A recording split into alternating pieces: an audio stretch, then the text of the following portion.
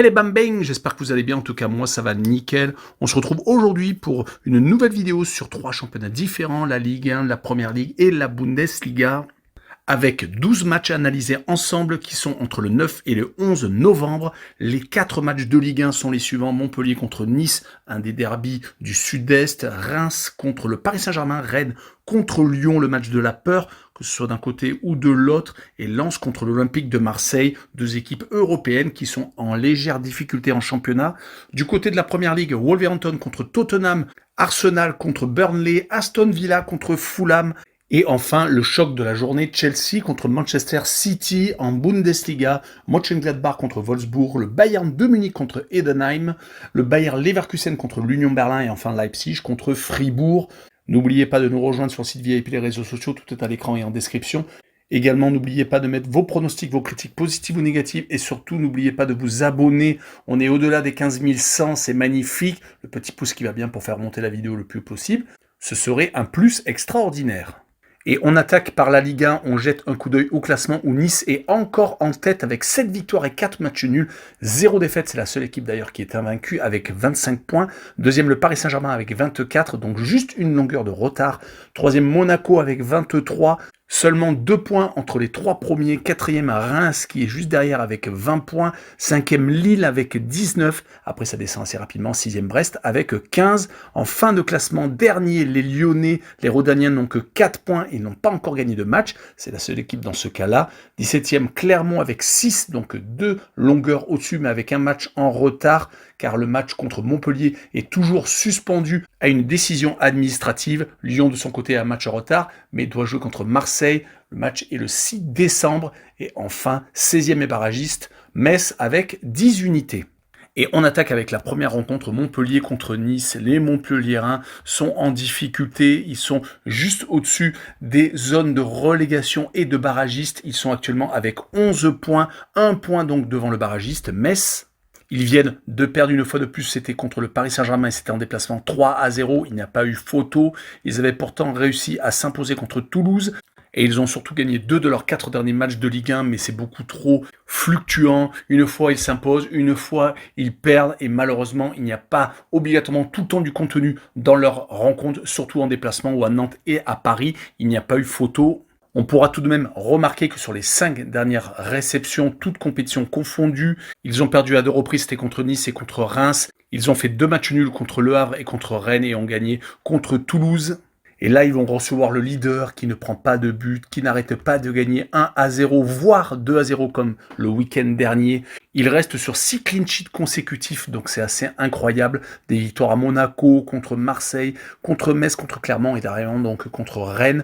Ils avaient fait un match nul, c'était 0-0 contre Brest. Donc 6 clean sheets consécutifs, c'est vraiment extraordinaire. Surtout qu'ils n'ont pas perdu une seule rencontre depuis le début de la saison.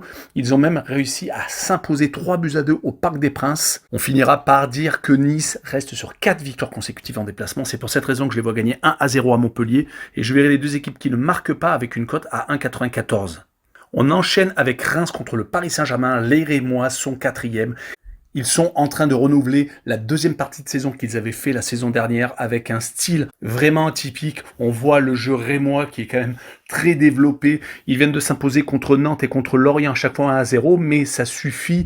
Ils n'ont perdu qu'une fois sur les 5 derniers matchs. C'était à la maison contre Monaco. Ils n'ont perdu d'ailleurs que 2 fois cette saison, c'était contre les Monégasques donc, et à l'OM, c'était lors de la première journée, mais ils menaient 1-0, on s'en rappelle. En tout cas, ils n'ont que 4 points de retard sur les Parisiens qu'ils vont recevoir.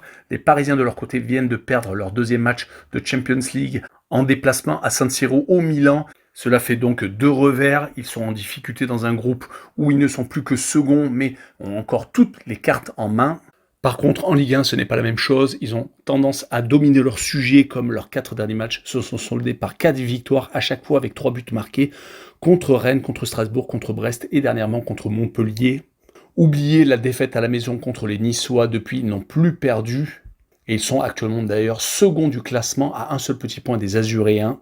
Tout dépendra de la volonté de Luis Enrique d'aligner son équipe type ou de faire un turnover, ce qu'il a eu l'habitude de faire lors des retours ou des matchs avant Champions League.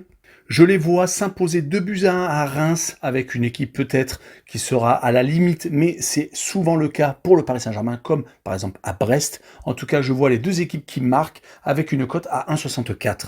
On enchaîne avec Rennes contre Lyon. C'est un match à la base qui devrait être entre deux équipes du top 6, mais malheureusement ce n'est pas le cas. Les Rennais sont 11e alors que les Lyonnais sont derniers. C'est très compliqué pour les deux formations, surtout que sur les 5 derniers matchs, toutes compétitions confondues, Rennes n'a gagné qu'une seule fois, c'était contre Nantes, puis se sont inclinés à 3 reprises et ont fait qu'un seul match nul, alors que les Lyonnais, c'est encore plus catastrophique. Ils n'ont pas gagné une seule rencontre, ont fait seulement 2 matchs nuls à la maison contre Lorient et contre Metz, et ont perdu à 3 reprises contre Clermont, une autre équipe en difficulté, et à Brest et à Reims, et ils n'avaient pas marqué de but à ces 2 occasions-là. Les Lyonnais ne sont pas européens cette année, ils sont en grande difficulté, ils ont un match en retard certes, qui peut leur permettre de rattraper une partie de leur retard, mais c'est beaucoup trop hypothétique. Ils vont jouer contre donc les Rennais qui vont jouer en Coupe d'Europe ce jeudi contre Panathinaikos. Ils sont en tête de leur groupe, donc il y a quand même des points positifs, mais il va falloir absolument s'imposer à la maison. Et je vois une victoire de Rennes 2-0 avec les Rennais qui marquent le plus de 1,5 buts sur le match et une cote à 1,68. Et on finira la Ligue 1 avec Lens contre Marseille, un choc d'Européens. Les Lensois sont en Champions League cette année, d'ailleurs ils font un parcours assez étonnant avec une seconde place, une victoire et 2 matchs nuls qui montrent que les Lensois ne sont pas ridicules sur la scène européenne. Par contre, ils ne gagnent pas beaucoup. Depuis leur match nul à Séville, c'était le 20 septembre. Ils n'ont plus perdu, faisant 8 matchs sans défaite, mais par contre 4 matchs nuls et 4 victoires.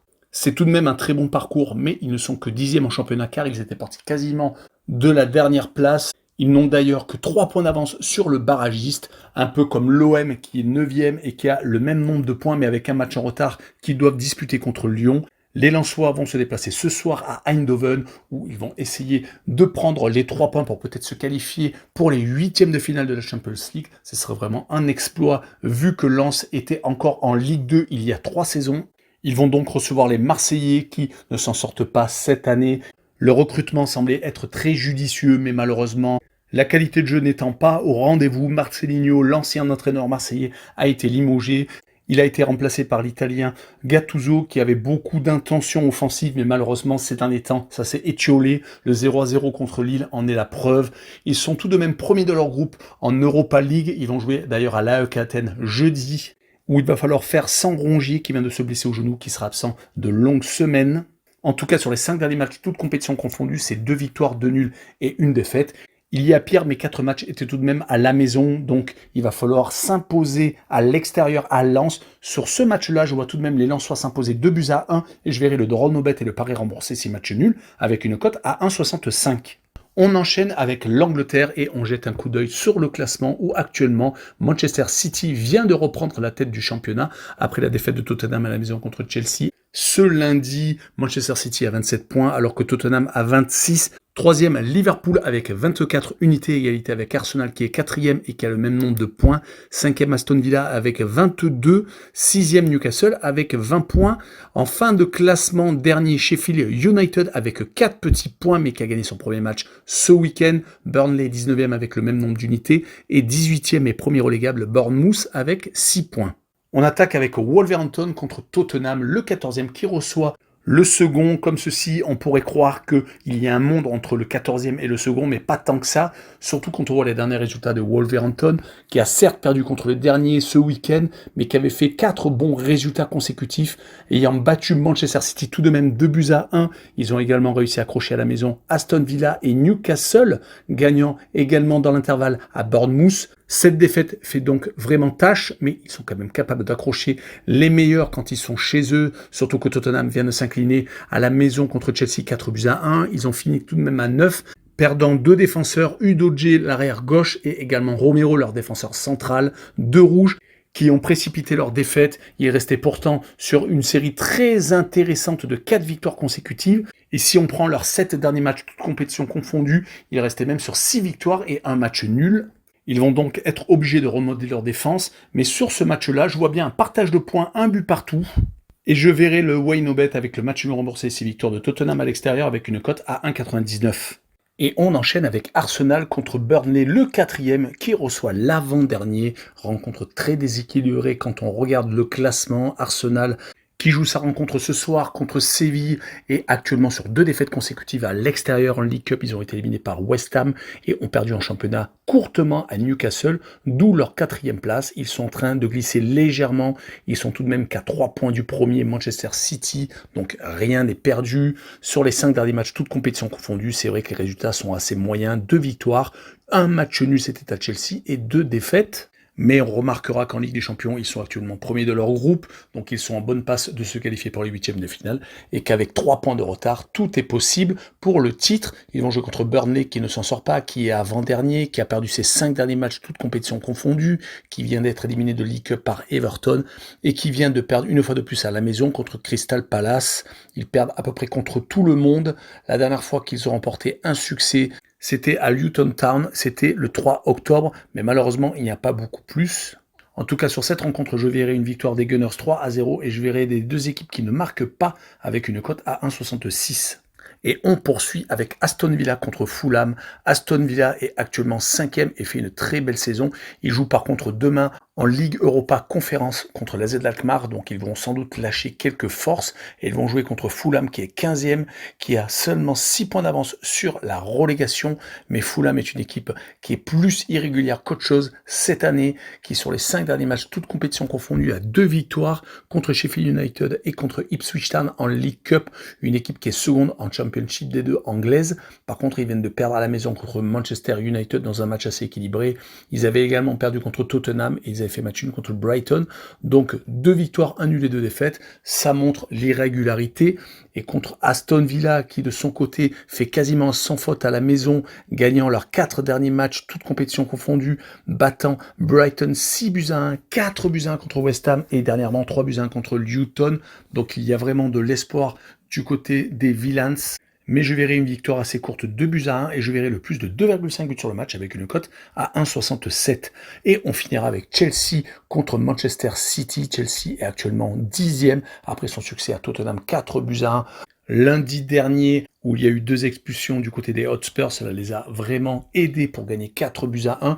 Ils ont quand même bataillé, ne marquant le 2e but que vers la 70e minute. Ça leur permet tout de même d'enchaîner 3 victoires sur les 5 derniers matchs, toutes compétitions confondues, car ils se sont qualifiés pour le prochain tour de la League Cup, battant Blackburn, une équipe de 2e division anglaise, et donc s'imposant à Tottenham et également à Burnley, un des mal classés de ce championnat. Dommage qu'ils aient perdu contre Brentford, c'était le 28 octobre 2-0, car ils auraient pu peut-être remonter encore plus au classement et se retrouver proche de Manchester United, qui est 8e et qui a 3 points d'avance sur eux. Ils vont devoir prouver contre Manchester City, comme ils l'ont fait contre Arsenal d'ailleurs, où ils avaient fait 2 buts partout, qu'ils sont capables d'accrocher les gros, car Manchester City vient de reprendre donc la place de leader. Il reste d'ailleurs sur une très grosse série de 5 victoires consécutives, toutes compétitions confondues, depuis sa défaite à Arsenal. Ils ont réussi à sortir vainqueurs de leur duel contre Brighton, 2 fois contre les Young Boys de Berne à l'aller-retour en Ligue des Champions, et également des victoires très importantes à Manchester United lors du derby mancunien, et un 6-1 contre Bournemouth qui leur a redonné de la confiance. En tout cas, sur ce match-là, je vois une victoire des Citizens 2-1 à l'extérieur, et je verrai les Manchester City marquer le plus de 1,5 but sur le match, avec une cote ultra intéressante à 1,79. Et on enchaîne avec la Bundesliga où le classement est le suivant avec actuellement le Bayer Leverkusen est toujours en tête avec 9 victoires et 1 nul et 28 points. Deuxième, le Bayern de Munich avec 2 unités en retard, 8 victoires et 2 défaites. Donc les 2 équipes sont encore invaincues. Troisième, Stuttgart, l'équipe un peu surprise mais qui commence à être décrochée avec 21 points, à égalité avec Dortmund qui est dans la même situation, donc 4e, 5e Leipzig avec 20 points et 6e Hoffenheim avec 18 en fin de classement. Le dernier est actuellement le FC Cologne qui a totalement loupé son début de saison alors que l'année dernière c'était la surprise du début de saison avec seulement 5 points, 17e Mayence avec 6 unités et 16e barragiste l'Union Berlin, l'équipe qui fait la Ligue des Champions et qui vient d'ailleurs de faire un but partout à Naples avec également 6 points. On commence avec Mönchengladbach contre Wolfsburg. Mönchengladbach est actuellement 11e, alors que Wolfsburg est 9e avec seulement 3 points de plus. Mönchengladbach vient de se refaire un petit peu la cerise avec 3 matchs sans défaite, alors qu'ils étaient quand même assez mal partis, ayant des gros coups de mou, comme les défaites par exemple à la maison contre le Werder, contre Leipzig, également un match nul contre Mayence et une défaite à Cologne, les équipes en difficulté de ce championnat. Ils ont réussi avec 2 victoires contre Endenheim, un des promus en Bundesliga et en Coupe d'Allemagne, à redresser la tête. Ça s'est confirmé donc avec un 3 buts partout à Fribourg. Et ils vont recevoir Wolfsburg, qui de son côté, sur les 5 derniers matchs, toutes compétitions confondues, n'est pas au mieux. Une seule victoire, mais c'était contre Leipzig en Coupe d'Allemagne, donc un bel exploit. Ils ont 3 défaites en championnat et un match nul contre le Werder dernièrement à la maison. Donc ce n'est pas la grosse joie. Ils ont tendance à faire un énorme surplace donc en Bundesliga. Et sur ce match-là, je verrai 2 équipes en difficulté avec un but partout, avec le Home No Bet, tout de même avec Mönchengladbach légèrement favori. Donc le Home No Bet et le match remboursé 6 victoires de Mönchengladbach à la maison avec une cote à 2,16. On enchaîne avec le Bayern de Munich contre Endenheim. Le Bayern de Munich est donc en train de remonter au classement. Ils sont toujours collés au Bayer Leverkusen, mais ils sont actuellement sur une grosse victoire à Dortmund 4-0. Ils sont actuellement en train de jouer contre Galatasaray en Champions League. Ils avaient été éliminés de la Coupe d'Allemagne à la surprise générale à Saarbrück, une équipe de 3e division qui était 15e de son championnat, mais c'était sans doute un peu en dilettante qui s'était déplacé là-bas, car juste avant donc cette défaite, ils avaient battu Darmstadt 8-0 et ils enchaînaient les victoires à l'extérieur à Mayence et à Galatasaray. Pour ne pas les nommer, en tout cas, le Bayern de Munich va recevoir donc Endenheim. Le promu est actuellement donc mal classé, mais pas si mal que ça, avec 4 points d'avance sur le barragiste. Donc tout est encore jouable. Ils viennent de battre par contre Stuttgart, qui était dans le top 3 quand ils les ont joués.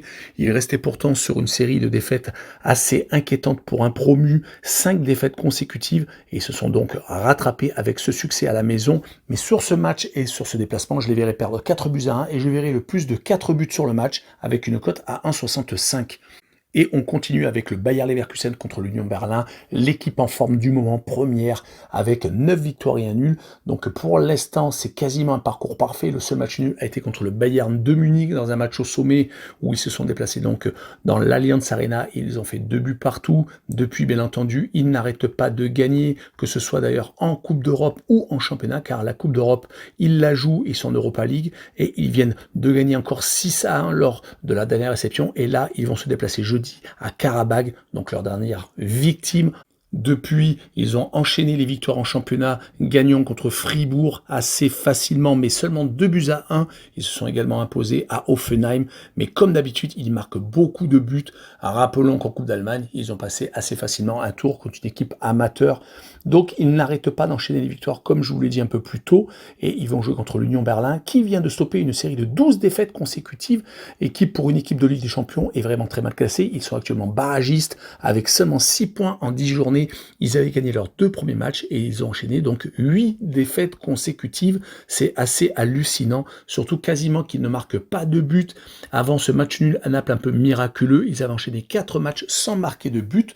Donc mon pronostic sera une victoire 3-0 du Bayer Leverkusen, avec Leverkusen qui marque le plus de 2,5 buts sur le match avec une cote à 2,18. Et on finira avec Leipzig contre Fribourg. Leipzig est actuellement 5e alors que Fribourg est 8e. Les deux équipes sont légèrement en retrait par rapport au quatuor de tête, même si Fribourg fait beaucoup moins bien que la saison dernière où ils avaient réussi à attraper une fois de plus une place européenne. Ils devenaient presque une des places fortes du football allemand, mais cette année c'est beaucoup plus compliqué. Sur les 5 derniers matchs, toutes compétitions confondues, 2 victoires contre Bochum et TSC Topola en Europa League. Sinon, ils viennent enchaîner 3 matchs sans victoire contre le Bayer Leverkusen, contre Paderborn, donc une grosse déception. En Coupe d'Allemagne, ils se sont fait éliminer à la maison et ils viennent de faire 3 buts partout à la maison contre le Borussia Mönchengladbach. Donc beaucoup de buts encaissés, 8 exactement, lors des 3 dernières rencontres. Et ils vont jouer contre Leipzig, une des équipes qui est pas si mal que ça, même s'ils avaient enchaîné 2 contre-performances consécutives. Une élimination à Wolfsburg en Coupe d'Allemagne et une défaite contre Mayence. Mais ils viennent de se rattraper en Champions League, gagnant une fois de plus l'Étoile Rouge de Belgrade. Ils sont en train de faire une très belle opération en C1, où ils sont peut-être en train de se qualifier pour les 8e de finale. Mais il va falloir avant ça jouer le Manchester City de Guardiola. Mais tout est jouable car ils recevront lors de la dernière rencontre. En tout cas, Leipzig n'a perdu qu'une fois, donc lors des 5 dernières rencontres de Bundesliga. On rappellera qu'ils avaient fait 2 buts partout contre le Bayern de Munich. Donc sur cette rencontre, je verrai une victoire 2-1 de Leipzig avec le plus de 2,5 buts sur le match et une cote à 1,52. Voilà, on en a fini avec cette vidéo. N'hésitez pas à venir nous rejoindre. Tchou les bang bing!